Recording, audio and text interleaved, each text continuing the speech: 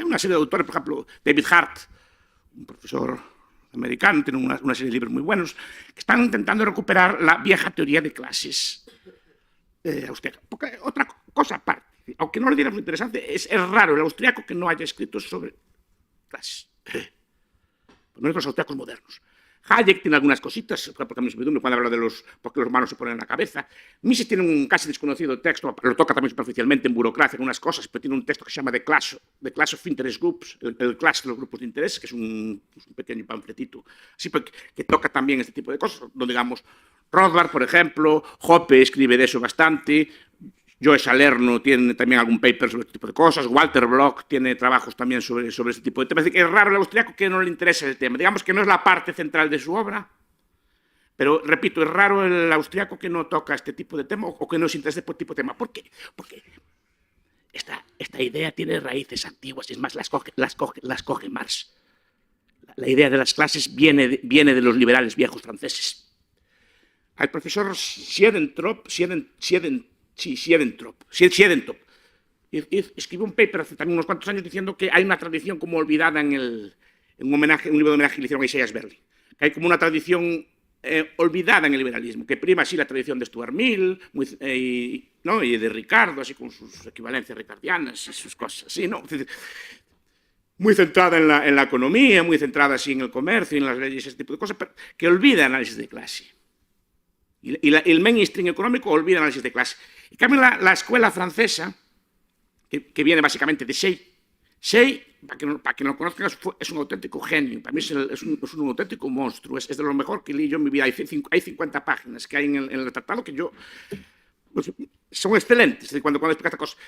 Say empieza a introducir en la ciencia económica. Say es una especie de proto-austriaco. No es austriaco porque no sigue exactamente el método austriaco. Aún no conoce el marginalismo, no conoce ese tipo de cosas. Entonces no es aplicable. Pero sus análisis económicos para mí que son fantásticos. Y él empieza a introducir el análisis de clase. Y lo introduce también su yerno, Charles Comte. Se casa con su hija, es así, pues, está fascinado por la obra del padre y cuando fue a estudiar con él acabó casándose con su hija y tuvo una vida muy tal, perseguido por la policía política de Fouché. Para eso se inventó la policía política, para defender el orden. Pues él tuvo que fue perseguido por ella, tuvo que escapar, y su amigo Charles Dunoyer crean la teoría del industrialismo. Pero también en ese mundo está un autor que yo personalmente adoro, que se llama Thierry. Está también otro que se llama Benjamin Constant.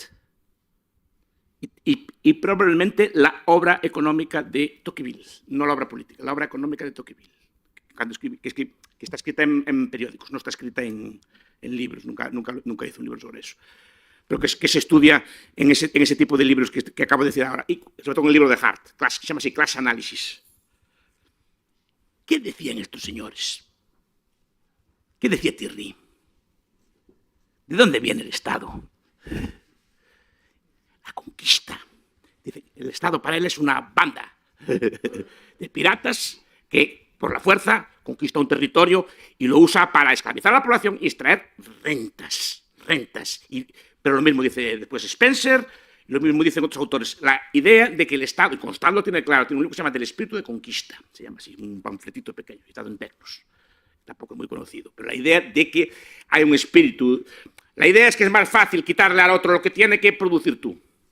Estos economistas que acabo de decir ahora se llaman industrialistas, porque defienden la idea de la industria, que el progreso solo puede venir de la industria, de la producción, de crear empresas, de crear factorías, de producir más. Y lo contraponen frente al espíritu de rapiña tradicional, histórico, que dice que consiste en quitarle a los que produjeron aquellos bienes que han producido. Entonces, su análisis de clases es muy claro. Hay dos clases.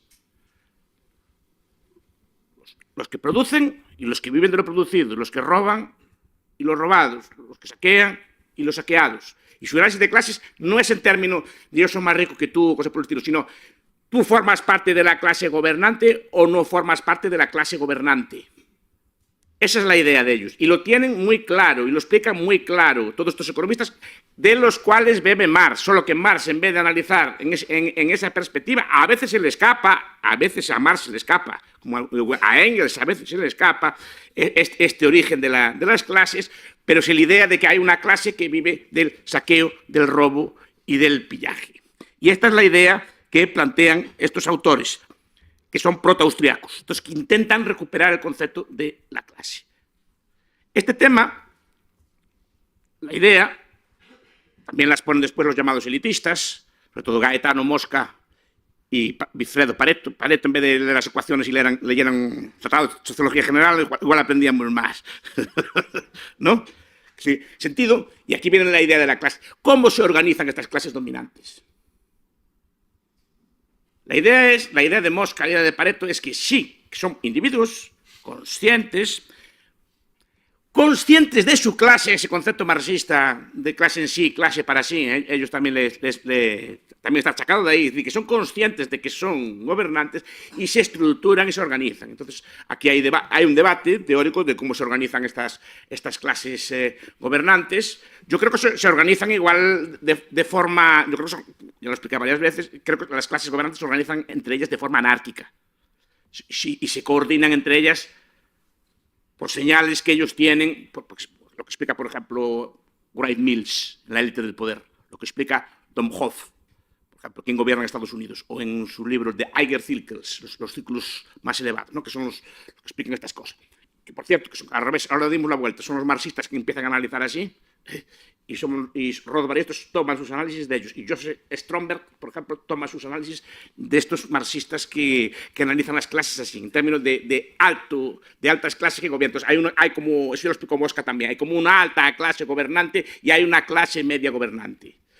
La que rota es la clase alta gobernante. O sea, arriba siempre hay unos pocos, esos cambian. Si no son útiles, no funcionales, los echan. Pero lo que es permanente es la clase media gobernante. Llámele como le llame. Entonces, lo que va explicando es cómo se organizan. Se organizan, por ejemplo, porque comparten códigos de conducta. O sea, son educados en unas pautas muy comunes. A ver, ¿cómo nos educamos nosotros en las clases? En las clases sociales. Todos nosotros somos conscientes de que hay clases sociales, pero ¿cómo distinguimos, por ejemplo, la comensalidad? Es decir, ¿con quién comemos y con quién no comemos? Por ejemplo. ¿No? Eso es una cosa clara que marca las clases sociales. Dicen que no, pero ustedes fíjense con quién comen, porque es uno de los rasgos principales. Fíjense con quién se casan, fíjense dónde viven, con quién alternan. Esos son los rasgos de la clase social. Y somos hipersensibles. Yo veo con los jóvenes, mis estudiantes, pues se distinguen entre ellos, pues si tienen aquí una marca o no en la ropa o así, ese tipo de cosas, pues sí que los estructura, pues sí, fíjate, los que tienen unos jerseys, unas cosas así, de una cosa así, están juntos, y los que tienen de otro color y así, están juntos también. Fíjense. Y después no se juntan para comer tampoco. ¿No? Y ni salen a los mismos sitios a divertirse, ni comparten muchos espacios. No quiere decir que no compartan sitios, pero normalmente ese tipo de cosas son así. Incluso muchas veces ni siquiera contraen matrimonio entre ellos. Pero la idea es esta. ¿Cómo se conocen unos otros? Con unos símbolos y una cosa que tienen. Porque las clases políticas también tienen unas reglas tácitas de conducta que les hacen permanecer esa clase. ¿Que están escritas? No están escritas en una parte. Son leyes tácitas. Son leyes que derivan de lo que hablaba antes la profesora Lemke. Es decir, que son unas formas de conducta que vas aprendiendo desde pequeño, que sabes cómo comportarte y sabes cómo integrarte. Y esas cosas forman una coordinación no de forma legal, sino que tú sabes que el otro es... Por eso hay todas estas masonerías, todas estas camaraderías que tienen las universidades americanas, donde viene Bush, de los Skull and Bones, estas cosas así, que son sitios donde se juntan, donde se conocen, el mismo Keynes y estos venían de círculos así parecidos. Aprenden unos de los otros las técnicas y después las difunden. Pues ya me llama la atención, por ejemplo, cuando veo a los médicos. Se descubrió todo el tratamiento contra el cáncer y a los 6 meses ya lo aprendieron. Y aquí ya lo veo que en Santiago ya se usa, y en Vigo también y tal. Y como aquella cosa que estaban en un hospital de tal sitio, en 6 meses, pues claro, dirán, pues se juntan allí entre ellos y hablan y se enseñan unos a los otros a tratar el cáncer o cualquier cosa, o cualquier innovación en la construcción. Yo veo que los arquitectos gallegos o los españoles, pues cuando inventan un producto nuevo allí en Estados Unidos o en el Japón, veo que rápidamente van y lo copian. Pues aquí funciona lo mismo. Entre ellos se juntan y se van enseñando las cosas unos a los otros y comparten unos códigos de conducta, igual que, por ejemplo, los académicos compartimos unos códigos de conducta. Los interiorizamos, pero sabemos si una argumentación está bien o mal dada, sabemos si una persona está hablando de forma científica o no, eso sabemos más o menos verlo y distinguimos lo que es una taberna de lo que es un foro académico, etc. Intentamos hacer, porque sabemos esas reglas. Vivimos en ese mundo, sabemos esas reglas. Porque los que viven en la política también tienen unas reglas. Ya saben los que están dentro del juego de la política. Y son unas reglas que tardan en interiorizar. Entonces, esa es la forma en que se coordina y se aprende. Hay un libro que yo recomiendo mucho, que es muy raro, que es el de Stanislav Andreevsky, Parasitismo y subversión. Parasitismo y subversión en América Latina, que va explicando todas las cosas que hacen los políticos para extraer rentas a la gente. ¿No? Quiero decir, que cómo extraen rentas, y va explicando, por ejemplo, es un libro sociológico, pero muy brutal, que va explicando pues, las fortunas de todos los presidentes de Latinoamérica. Empezó pobre, 400 millones, ¿dónde lo sacó? Y cómo coopera con su camarilla.